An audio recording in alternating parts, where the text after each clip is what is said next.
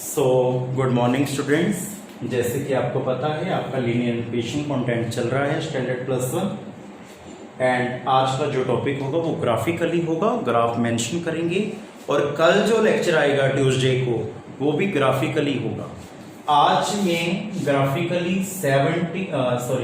60% complete कर दूंगा जी, और 40% कल होगा। आज भी कुछ बेसिक में होगा, कल और भी इससे हाई लेवल का होगा। तो दोनों लेक्चर बहुत बहुत इंपॉर्टेंट है फॉर लॉन्ग क्वेश्चन। 5 मार्क्स का सम इसमें से जरूर आएगा जो मैं ग्राफिकली आपको करवाऊंगा। स्टूडेंट्स कहते हैं कि हमने स्टैंडर्ड 10th में किया, बट आज इन इक्वेशन में इसको शेड भी करेंगे। 10th में तो ग्राफ बना के छोड़ देते थे, बट इसमें शेड भी करना होता है। शेड क्वेश्चन टफ होता है। तो स्टार्ट करते हैं लेक्चर को। आई होप बड़े प्यार से फॉलो करेंगे। सबसे पहले ये स्टेटमेंट है, I read it again. 8x plus 5y less than equal to 40, x plus 2y less than equal to 8, और ये दो कंडीशन ग्रेटर देन 0 की दे रखी हैं। 0 के होती है तो आप इसको लेने की जरूरत नहीं। यदि यहाँ पे 2, 3 कुछ और होता तो आप इन इक्वेशन को सॉल्व आउट करेंगे, अदरवाइज ग्राफ में इसको लेने की जरूरत नहीं है। तो सबसे पहले इस क्वेश्चन को सॉल्व करने के लिए कंसिडर करेंगे। बच्चों कंसिडर का मतलब होता है इन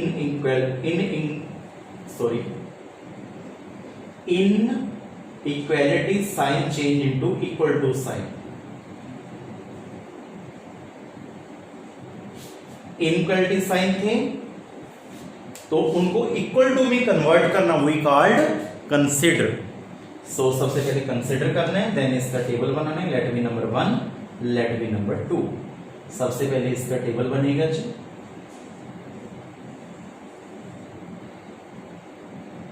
इक्वेशन नंबर 1 का, यहां पे इक्वेशन नंबर 2 का टेबल बनेगा, देन टेबल बनेगा, फिर मैं ग्राफ। आप मेरी वाला मेथड याद रखिए, put x equal to 0। Equation number 1, x को 0 पुट कर दो। इक्वेशन नंबर 1 में क्या बनेगा, 8 into 0 plus 5y is equal to 40, 5y is equal to 40, y is equal to 40 by 5, 8। इसका नाम कैपिटल ए लेट कर लेना है। जैसे मैं कर रहा हूं आप इस मेथड से करेंगे तो आपका 1 मार्क्स भी कट नहीं होगा। अब y को 0 लेना है। एक बार x को 0 लो, एक बार y को 0 लो।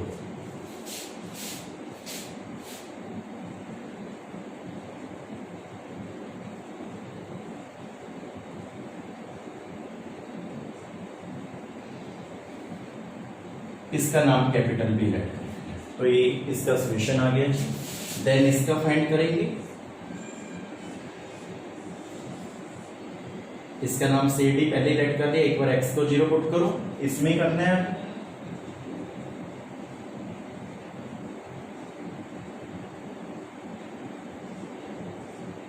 क्वेश्चन नंबर सेकंड में y इज इक्वल टू 4 आ गया। अब y को 0 पुट करो इसी इक्वेशन में।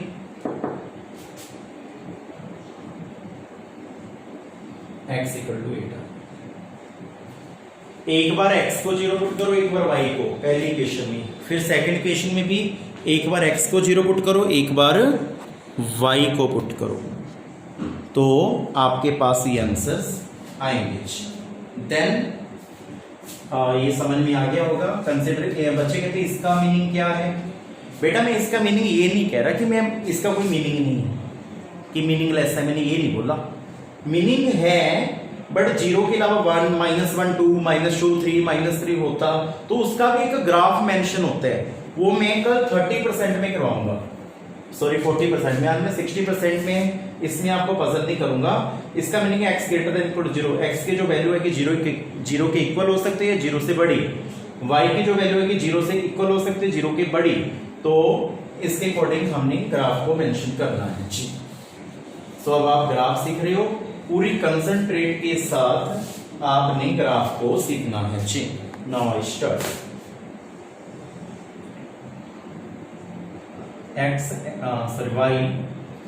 y dash x origin. So 8, 5, 4 8, तो हम 2 4 6 8, 2 4 6 8, 2 2 का डिस्टेंस हमने ले लिया जी। x की वैल्यू 0 देन y 8 आया था, मतलब x की वैल्यू 0, 0 को फॉरगेट कर जाना है। y का 8 कहां है, दिस वन, इसका नाम कैपिटल ए कि ए पॉइंट प्लॉट कर दिया 5 0, x की वैल्यू 5, y की 0, मतलब 0 फॉरगेट कर देनी है, x की वैल्यू 5 यहां पे होगी, यहां पे 5 लिख देते हैं, तो ये बी पॉइंट आ गया जी। ये प्लॉट होके ऐसे ग्राफ,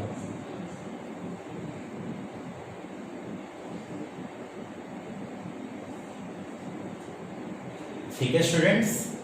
देन अब इसका ग्राफ बनाएंगे। इसके लाइन का नाम क्या था, क्वेश्चन नंबर 1 था। लाइन का नाम बच्चों जरूर लिखना है, जब भी आप लाइन ड्रा कर दो तो आपने जो कंसीडर करके क्वेश्चन आई थी आपने जरूर जरूर लिखना है। देन x की वैल्यू 0, y की 4, 0 फॉरगेट, y की वैल्यू 4 आई है, इसका नाम सिलेक्ट कर लो। x की वैल्यू 8 आई है, इसका नाम d जो रखा हुआ है,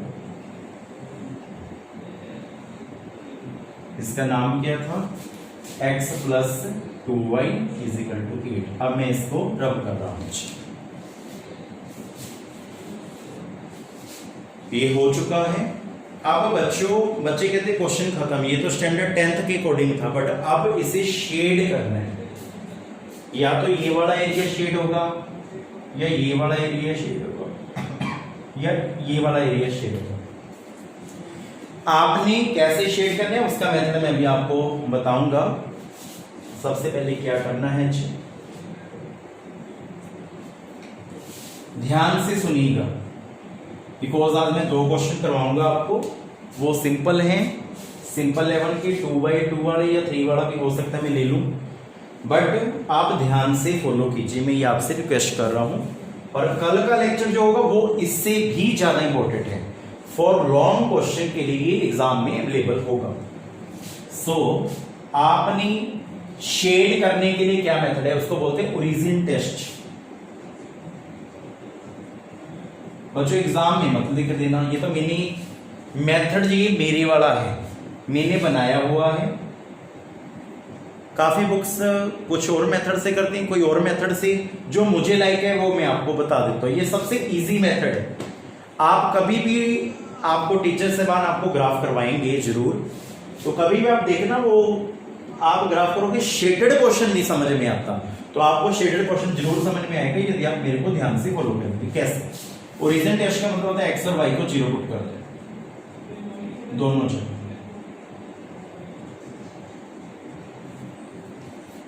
ये अब आपने इस कंडीशन को देखे ये बोलना है क्या ये ट्रू है या फॉल्स है। आप कहोगे ट्रू है। कैसे ट्रू है, 0 जो होती है वो 40 से छोटी होती है, बिकॉज 40 की तरफ माउथ है ना, 40 बड़ा हुआ है, इसका मतलब ध्यान दें 0 छोटी है 40 से, 40 की तरफ माउथ है तो 40 बड़ा हुआ ना 0 से, यही वाली कंडीशन लागू हो रही है। बच्चे कहते हैं यहाँ पे ये कंडीशन तो लागू हो रही है बट इक्वल टू वाली नहीं हो रही, दोनों में से कोई भी हो, चाहे ये वाली, यदि यहाँ पे 40 होता तो 40 होता तो भी हम ट्रू लिखते, इक्वल टू वाली कंडीशन लागू होगी। बट यहाँ पे 40 की तरफ माउथ है तो ऑब्वियस है 0 से बड़ा है, यस इट इज ट्रू। यदि ट्रू हो, बच्चों ध्यान देना, शेडेड क्वेश्चन के लिए एरो लगते हैं, तो मैं अभी आपको बता रहा हूं एरो कैसे लगते हैं। यदि ट्रू हो तो एरो जो है ये वाला ऐसे एरो लगेगा, ओरिजिन की तरफ लगेगा, साइड ऑफ ओरिजिन। यदि ट्रू है ओरिजिन की तरफ एरो लगता है, तो इसकी लाइन कौन सी थी, ये वाली, यही थी ना। अब आपने ब्रेकिंग पॉइंट्स देखने, ये लाइन कहां से शुरू, यहां से शुरू हो रही है, यहां से यहां तक एक ब्रेकिंग पॉइंट है, एरो नीचे, बिकॉज ओरिजिन की तरफ, ओरिजिन किस साइड है, इस साइड। यहां से लाइन चलते चलते चलते चलते चलते चलते यहां तक पहुंची, एक एरो यहां लग गया, ओरिजिन की तरफ हो गया। यहां से चलते चलते चलते चलते एक लाइन यहां लग गई, ओरिजिन की तरफ हो गया, ओरिजिन की तरफ, मतलब एरो नीचे लगा बिकॉज ओरिजिन नीचे की तरफ है। अब इसमें पुट करो, ये भी ट्रू है। ट्रू के लिए एरो कहां पे लगते हैं? Origin side. यदि यहां पे ये कंडीशन होती, बच्चे कहते हैं सर ये उल्टा तो बता दो, यदि ये कंडीशन होगी, ये तो फॉल्स हो गया ना, ओरिजिन की ऑपोजिट लगता है एरो। यदि फॉल्स है तो रीजन की ऑपोजिट लगता है। मैं एक क्वेश्चन लूंगा ऐसा जो ऑपोजिट आ जाएगी, तो दोनों में ट्रू आ रहा है तो इसी कारण ट्रू की तरफ लग रहा है। ये वाली लाइन है ओरिजिन की तरफ, ओरिजिन की तरफ नीचे है, ओरिजिन नीचे होता है ना। यहां से लाइन चलती आई, ध्यान से सुनी, दोबारा बताता हूं। यहां से लाइन चली, यहां तक रुकी एरो, यहां से लाइन चली, यहां तक रुकी, यहां से लाइन चली, यहां तक रुकी, यहां से चली। तो आपने अब ये देखना है कहां पे सबसे ज्यादा एरोज आए।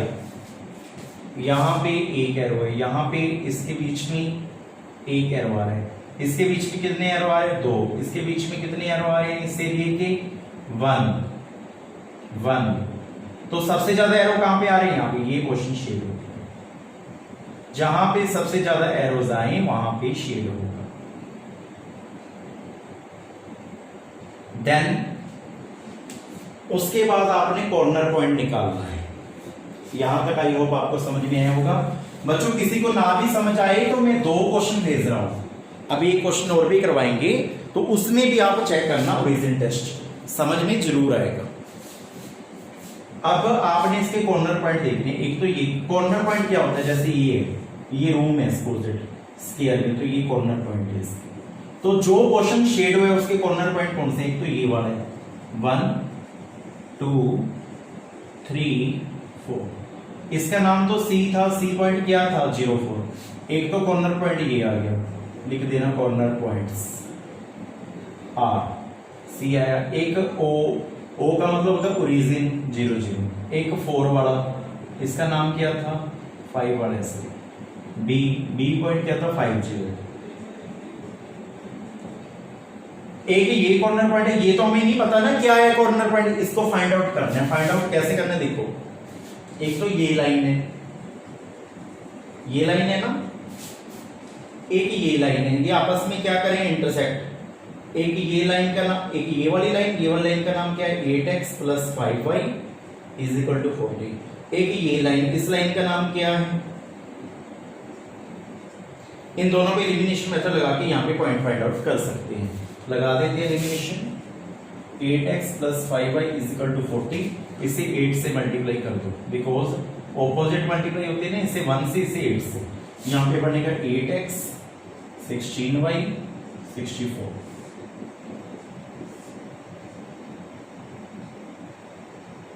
-11y -24।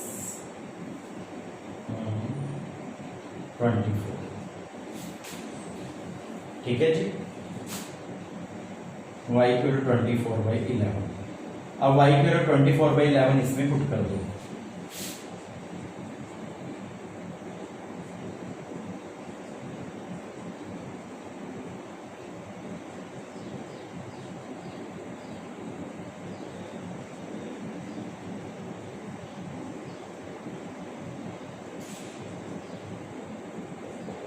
तो x और y के पॉइंट आ गए, यहाँ पे लिख दो 40/11 और दूसरा क्या है 24। तो ये वाला कॉर्नर पॉइंट हमने फाइंड आउट कर दिया, दोनों पे एलिमिनेशन मेथड लगा के, बिकॉज दोनों लाइनें आपस में इंटरसेक्ट हो रही है। इंटरसेक्ट हो रही है तो दोनों लाइनों को नाम लिखो। जो लाइनें आपस में इंटरसेक्ट होंगी उनके हमने नाम लिख रखे हैं। ये वाली लाइन का नाम है, ये वाली लाइन का नाम है। दोनों पे एलिमिनेशन मेथड लगाएं तो ये वाले कॉर्नर पॉइंट फाइंड आउट करें। तो ये था पहला सॉल्यूशन। आई होप आपको समझ में आया होगा। फिर भी यदि कोई प्रॉब्लम लगती है तो आप मुझे मैसेज करें पर्सनली।